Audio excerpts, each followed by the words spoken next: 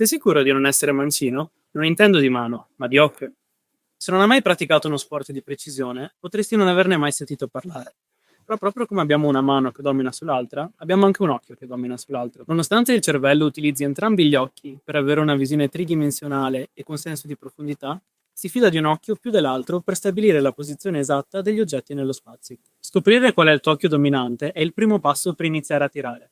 È infatti il tuo occhio dominante e non la tua mano dominante a stabilire se devi tirare come mancino o destrorso, e non sempre la dominanza dallo stesso lato. Un arciere destrorso, detto Ugung in coreano, tiene l'arco con la mano sinistra e tende la corda con la mano destra. Viceversa, un arciere mancino, detto Jwagong, tiene l'arco con la mano destra e tende la corda con la sinistra. L'importanza di sapere qual è il tuo occhio dominante è dato dal fatto che la freccia va allineata sotto l'occhio dominante. Questo migliora la tua percezione della profondità e la precisione istintiva, in quanto stai già guardando il punto esatto in cui è puntata la freccia. Tirare dal tuo lato non dominante è sicuramente possibile con un arco istintivo, però riduce molto la tua precisione. Con un arco moderno, invece, in cui guardi attraverso il mirino, la tua visione diventerebbe troppo sfocata, costringendoti a chiudere un occhio e riducendo il tuo senso della profondità. Come puoi fare quindi a scoprire qual è il tuo occhio dominante? Il metodo è molto semplice. Guarda un oggetto ben lontano, nel mio caso questo bersaglio, tenendo entrambi gli occhi ben aperti.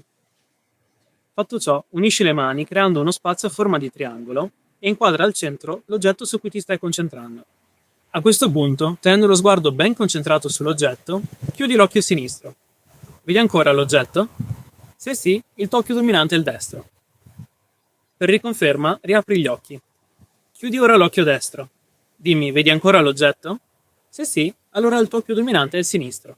Si stima che circa 7 persone su 10 abbiano l'occhio dominante destro, mentre circa 2 o 3 persone su 10 hanno la cosiddetta dominanza inversa, dove l'occhio e la mano dominanti sono da lati opposti, me incluso.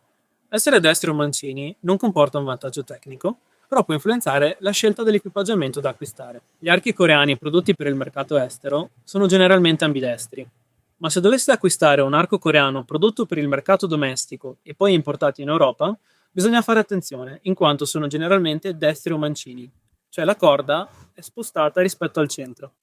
Gli anelli da pollice sono invece ambidestri, però prima di acquistarne uno bisogna misurare con attenzione il pollice che andrà a tendere la corda, in quanto molto raramente i due pollici hanno la stessa identica circonferenza. Se vuoi scoprire di più sull'arceria tradizionale coreana, guarda il mio ultimo video. È un mini documentario su storia, tradizione e pratica del Bukkul. Grazie e 안녕히 계십시오.